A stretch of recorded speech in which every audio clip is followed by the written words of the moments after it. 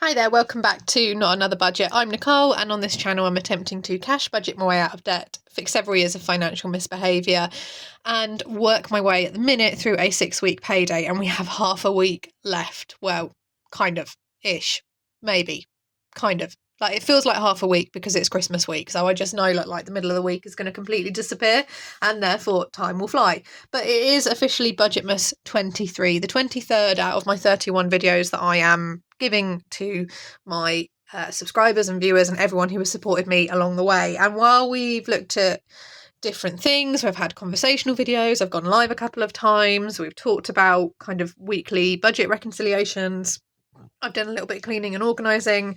One thing I have held off doing is anything to do with 2025 finances, and that's because you've got to be in the right space mentally to try and think and plan ahead for that. And there's been points during this 6-week period where I really haven't been at all. Week 3 was a particular low point, and it was that halfway point. But as I've designed the budgeting planner with next year in mind, and I've started to think and go through and realise what I want my focuses to be, I've also come to the conclusion that whilst, yes, there is some sense in setting your financial goals from a literal calendar year perspective, for me, I am going to be working within that, but looking at a quarterly goals focused instead of a whole 12-month focus. That's because if 2024 is anything to go by, my situation changes really regularly, and I don't want to ever look at my goals and discard them because they are so far off the current situation that I'm having to deal with. One way I can do that is just by looking at each quarter, each 3-month period, whether that is 3 paydays or four paydays in some cases, working within that and assessing where I'm at currently, what's been going on in the previous 3 months and what is coming up, because like I have certain information going into this year, but times can change, like priorities can change, things can happen, events can overtake us. And yeah, I really wanted to be proactive rather than reactive, because I have been very reactive in 2024 because everything was just dogpiling on. So I've done some goals for quarter one running from January all the way through until March, and quarter one for me encompasses 4 paydays.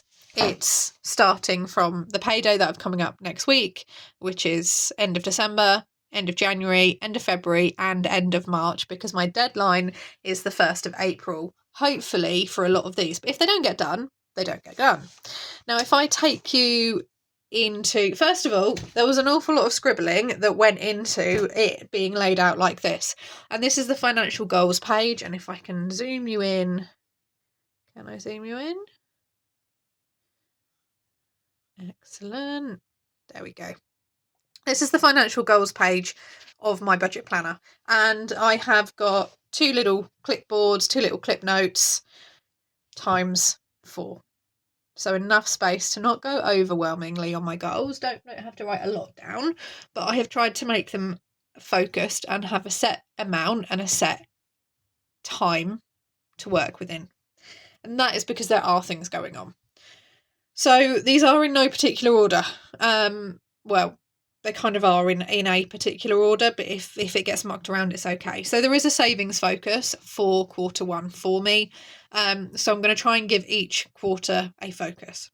The first one is to fully fund £500 into an annual gifting fund. Now, why have I gone for that one first? That is because my annual events start in February, which is mum and dad's birthday. So kind of can't avoid that one, even if I go small.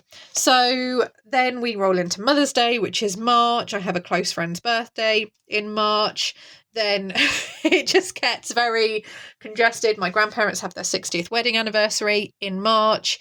So I don't want to start funding it and then just dipping and taking from it. I would much rather try to fully fund it, and then it's ready to go for the year. Obviously, if that doesn't happen, it doesn't happen, but from an organisational perspective, it would be helpful to know that that is done.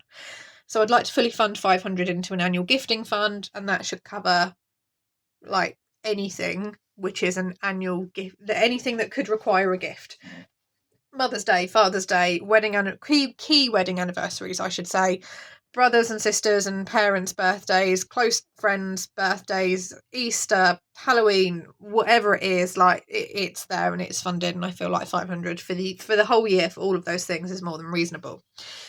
Number 2 is to save 1,000 into the 3,000 binder by April the 1st, and then hopefully have that 3k binder done. The rough goal is to do about 1,000 per quarter and then stopping in quarter 3. Number 3 is to save 400 into a Christmas fund. So trying to I like getting Christmas done early, like September, October is the absolute latest. Unfortunately, that does mean that if I were to go through and do this in a traditional sinking fund manner, which is taking a certain amount of my income each month, it takes it quite high. I'm not going to achieve my goals by taking the money from my wages. I'm going to achieve my goals by basically getting extra income through the sale of destashing of things, and that therefore is the added impetus for me to get stuff done. 300 into the outings etc fund, which we discussed on a binder video. The outings etc incorporates my involvement with the Duke of Edinburgh Award scheme. It's just an all-in-one pot rather than me having about 5 or 6 different ones, but those events also start in March, so they come up very, very soon. We have got groups going out that last weekend in March, so whilst there are things that I need to do for that and for money that needs to be put aside for that. And then something I've thought about, and is going to be a slow build, but I want to try and get 1 month ahead specifically on Bowie's medication, and then an additional blood test as well, which is around £300, because that then allows me the flexibility. Because he gets 30 days worth of meds, they don't always fall in line with when I get paid. So it could be that actually, based on when I get paid, there could be a payday where I don't have to pay for meds, or there could be a payday where I have to pay twice. So I want to try and get £300 ahead into his meds and vet pot that I can then draw from and just order and go ahead as needed, and then use my portion of my wages, which I'm putting towards him anyway, and then start to slowly build that fund up. I alluded to it slightly earlier, but just to give a kind of breakdown in terms of some of the notes that I have summarised. The 3k binder is going to first act as an emergency fund until it's fully funded, and then I'll move on to building an emergency fund with a 2k total and building that in £250 increments, so working towards small goals. Within that 1k aim that I'm working for as well, within the first quarter, I'm going to break that down into also £250 incremental goals. So I can go obviously super laid out like this and literally chunk it down, and I will have a further video where I talk about what savings challenges I'll use and how I'm going to get there specifically. This is just a summary video of these are my financial goals for the first quarter of 2025, and here's why I have picked them. For me to get 1 month ahead, not only is there going to be, while I build that, enough money in there to act in a small emergency if I need to, while I've got my wages coming in regularly, it also then, once that's done, allows me to draw from that as an income, and then it frees up my wages and I can continually build that and get essentially 1 month ahead on there. 1k is an awful lot if you look at it from the perspective of 4 paydays, and obviously my income just from my wages and discounting any YouTube income as well, or anything from coffee or from Vinted or anything else, just my core wages. Their priority for them is to just cover my standard monthly bills, of which these types of savings can't fit in because I have the cat and the cost of his medication and things, which is why I want to try and get that built up and done. But it does average out across 4 paydays as £250. So I will set myself a monthly target of I'd like to draw in X amount this month from all of my total additional income sources that I'm working on, and then I will split them out according to each of my focuses. If I didn't have key birthdays literally right on the trot of Christmas, the gifting fund would not be kind of number one in terms of priority. But what I don't want to happen is I start building it up and then I'm dipping into it and I'm never hitting that kind of 500 total. I want to hit that £500 in there and then ignore it. It's done. And if that works, then I can carry that forward into next year. But I want to know that whatever comes this year, there is a pot sitting there for me, which is ready, so I can do and I can partake in those things. Once I've obviously got the emergency fund, I'll have my 2k emergency fund, which we will get to at some point this year, I'm sure. And then obviously the 3k binder as well. And then in terms of outings and giftings, I've had quite a long conversation in my kind of slimming down my binders video. Go check that out. It is a Budgetmas from about a week or so ago. And again, if we were not going out in March, it would not be in Q1. It would be something that I would deal with in April, but again, needs to be organised and sorted. And then Christmas, I've discussed how I want to do Christmas differently. I just need to get some money behind me kind of going into it for this year, because it's Christmas Eve and I'm still rushing around, Christmas Eve tomorrow and I'm still rushing around trying to do stuff, and that's not relaxing given the school week that I've had, or school term that I've had either. So that is where we've got. These are my little batch of goals. Obviously, you may have your own thoughts and opinions about how they do them. This is very specific to my financial situation, and we can respectfully agree to disagree about what a focus should or shouldn't be.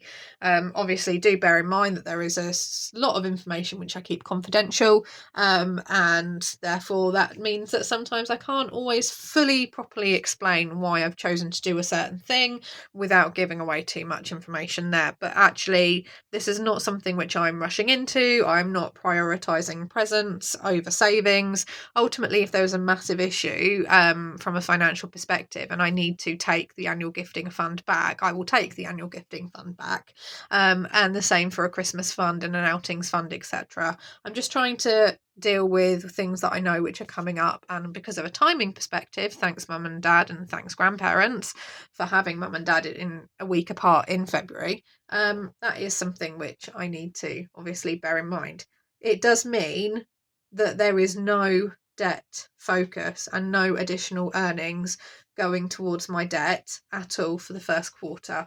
And that is because I have thrown myself at my debt in the past and left myself nothing to deal with an emergency, and it has caused months and months and months and months, and that's not an exaggeration because I'm dealing with the fallout of that now, from months and months and months and months of not having money aside for an emergency, like literally a year later.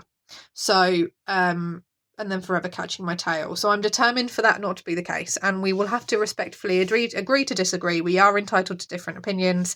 That's okay. That's part of being an adult and being in the big wide world. Can't believe I'm saying this, but there we go. These are my financial goals for me moving into Q1 of 2025. So I just want to clarify, this is only 3 months worth of goals. In April or end of March, we will sit down and look at what Q2's goals are going to be. And then at the end of that period, we'll sit down and look at Q3 and then the focus for Q4. And I'll be far better informed because 2024 did not go to plan out the bat. So why am I going to do a whole year's worth of goals when literally within the first 3 weeks it all went to pot?